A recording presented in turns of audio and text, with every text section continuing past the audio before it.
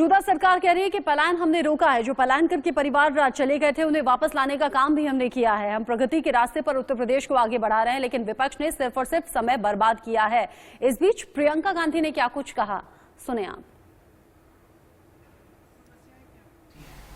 आज उत्तर प्रदेश और मुझे लगता है कि जो महत्वपूर्ण मुद्दे हैं जिन पर चर्चा होनी चाहिए, विकास के मुद्दे, बेरोजगारी, महंगाई, महिलाओं पर जो अत्याचार हो रहा है, उनकी सुरक्षा, ये मुद्दे मुख्य तौर पर कांग्रेस पार्टी उठा रही है और संघर्ष भी इन पर कांग्रेस पार्टी ने ही किया है पिछले 2 सालों से। तो मैं समझती हूँ कि जिस तरह से जो जनता की आवाज है वो कांग्रेस उठा रही है, बार बार लगातार उठा रही है, संघर्ष कर रही है। और आज जिस चीज से मैं मिलती हूँ, जहां जहां मैं जाती हूँ, ठीक है, समस्याएं क्या होती है। आज उत्तर प्रदेश में सबसे बड़ी समस्याएं क्या है? समस्या ये है कि महिला के पास गैस सिलेंडर भी है तो वो भरवा नहीं पा रही, वो नया खरीद नहीं पा रही। समस्या ये है कि सरसों की तेल का तेल जो है 200 रुपए बोतल मिल रही है। समस्या ये है कि किसानों को अपने फसल का दाम नहीं मिल रहा है। खाद की लाइन में किसानों की मृत्यु हो रही है, किसान आत्महत्या कर रहा है, किसानों को कुचला जा रहा है और जो कुचलने वाला है उसको पुलिस और प्रशासन बचा रही है, लेकिन किसानों के लिए कुछ नहीं कर रही है। उन परिवारों के पर FIR डाले जा रहे हैं, लेकिन जिसने अत्याचार किया उसका कुछ नहीं हो रहा है। तो जो परिस्थितियां हैं और जो असलियत है प्रदेश की, वो सामने है। पब्लिक इस असलियत को जानती है। तमाम राजनीतिक दल क्या कर रहे हैं, इस असलियत को छुपा कर या इससे हटकर ऐसी बातें करना चाह रहे हैं, ऐसे मुद्दे उठाना चाह रहे हैं चुनाव के समय जो जज्बाती है। तो जाति पर आधारित, सांप्रदायिकता पर आधारित ये मुद्दे उठाए जाते हैं, क्योंकि विकास की बात करना नहीं चाहते। हम पहुंचा रहे हैं, जोरदार तरह से हम प्रचार कर रहे हैं, डोर टू डोर भी कर रहे हैं, क्यों नहीं पहुंचेगी बात। आपने देखा, देखिए ये कोविड की के नियम हैं जो अभी लागू हुए, इससे पहले हमने कहा था कि हम मैराथन करेंगे महिलाओं के लिए।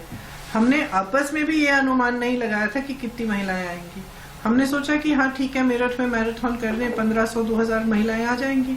8000 आई, उसके बाद झांसी में की 12000 आई, लखनऊ में की 14000 आई। तो क्योंकि उनके मन में कोई बात है ना, वो उनकी अभिव्यक्ति भी है, उनकी समस्याओं की अभिव्यक्ति भी है। वो चाह रही है कि कोई उनकी बात सुने, वो भी चाह रही है कि भाई हम भी तो अपना भविष्य बनाना चाहते हैं, हमें कौन मदद करेगा। तो जब उनके मन में ये बात है तो क्यों नहीं मानेंगे। प्रियंका गांधी मौजूदा सरकार पर सवाल उठाते हुए महंगाई का जिक्र कर रही हैं, बेरोजगारी का जिक्र कर रही हैं, किसानों की दशा को लेकर बात कर रही हैं। कांग्रेस की तरफ से कौन होगा सीएम पद का चेहरा, इसको लेकर प्रियंका गांधी से कल ही सवाल पूछा गया था। आपको याद होगा, प्रियंका ने मुस्कुराकर कहा था कि आपको मेरा चेहरा, मेरे अलावा कोई चेहरा नजर आता है क्या, जिसे मान लिया गया था कि प्रियंका गांधी ने खुद को सीएम पद का उम्मीदवार बताया है। उधर कांग्रेस महासचिव प्रियंका गांधी पर बीजेपी ने कैसे निशाना साधा है। यूपी सरकार में मंत्री सिद्धार्थनाथ सिंह ने उन पर बात से पलटने का आरोप लगा दिया, सुने आप।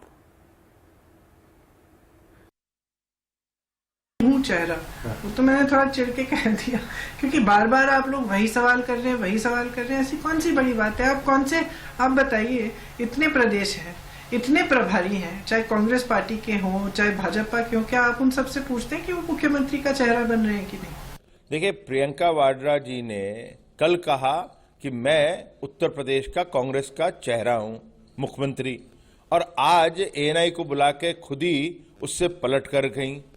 तो साफ है, मैं लड़की हूं, मैं लड़ सकती हूं, नारा उनका खोखला है, और उसी तरह खोखला है जैसे उनकी दादी इंदिरा गांधी जी ने दिया था। लोग कहते हैं इंदिरा हटाओ, मैं कहती हूं गरीबी हटाओ। गरीबी हटा नहीं पाई, अपने आप को सब लोगों ने अमीर जरूर बना दिया। तो उसी प्रकार से आपका ही नारा है, तो उसको कहीं सार्थक बनाना है और सिद्ध करना है, तो करके दिखाइए पहले, और फिर हम लोग आपसे बात करेंगे।